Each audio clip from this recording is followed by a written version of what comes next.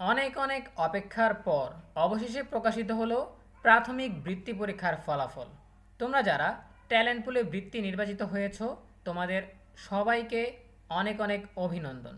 তোমরা যারা সাধারণ গ্রেডে বৃত্তি পেয়েছো, তোমাদেরকেও অনেক অনেক অভিনন্দন জানাচ্ছি। অন্যদিকে যারা বৃত্তির জন্য নির্বাচিত হওনি, তোমাদেরও নিরাশ হওয়ার কিছু নেই। সামনের দিকে এগিয়ে যেতে হবে, আরও ভালোভাবে বৃত্তি পরীক্ষার প্রস্তুতি নিতে হবে। সামনে কিন্তু জুনিয়র বৃত্তি পরীক্ষা আসতেছে অষ্টম শ্রেণীতে, সেখানে তোমরা অংশগ্রহণ করবে জোরালোভাবে, তাহলে সেখানে তুমি বৃত্তি নির্বাচিত হতে পারবে। এছাড়াও এসএসসি রেজাল্টের ভিত্তিতে, এইচএসসি রেজাল্টের ভিত্তিতে বৃত্তি দেওয়া হয়, সেগুলো যাতে তোমার হাতছাড়া না হয়ে যায় সেই লক্ষ্য রেখে এগিয়ে যেতে হবে। সো বৃত্তির ফলাফল ইতোমধ্যেই দেখা যাচ্ছে। তোমরা যারা এখনও ফলাফল পাওনি, তারা কিন্তু অনলাইনে এবং এসএমএসের মাধ্যমে ফলাফল জেনে নিতে পারবে। সো আমরা যদি এক নজরে একটু দেখিয়ে দেই যে কীভাবে ফলাফল দেখা যাবে, তাহলে চলো আমরা জেনে নেই।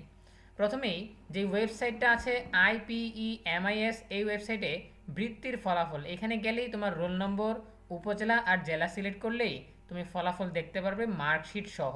এছাড়াও মোবাইলে এসএমএসের মাধ্যমে তুমি ফলাফল জানতে পারবে। এর জন্য মোবাইল মেসেজ অপশানে গিয়ে বড় হাতের অক্ষরে লিখতে হবে DPE, অর্থাৎ এখানে দেখতে পাচ্ছ যে ডিরেক্টরেট অফ প্রাইমারি এডুকেশন, ঠিক আছে।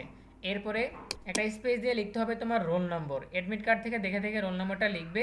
এরপরে এসএমএসটা পাঠিয়ে দিবে 16222 এই নম্বরে, তাহলেই ফিরতে এসএমএসে তোমার ফলাফল চলে আসবে।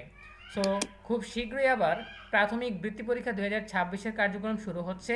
তোমরা যারা 25-এ পরীক্ষা দিয়েছো, বৃত্তির জন্য অংশগ্রহণ করেছো, তোমাদের সবাইকে সর্বোপরি অভিনন্দন। সো ভালো থাকো সবাই। আজকের ভিডিও আর বেশি দীর্ঘায়িত করব না, ছোট্ট একটা আপডেট দেওয়ার জন্যই আসলাম। সো সবাইকে আবারও অভিনন্দন জানিয়ে শেষ করছি।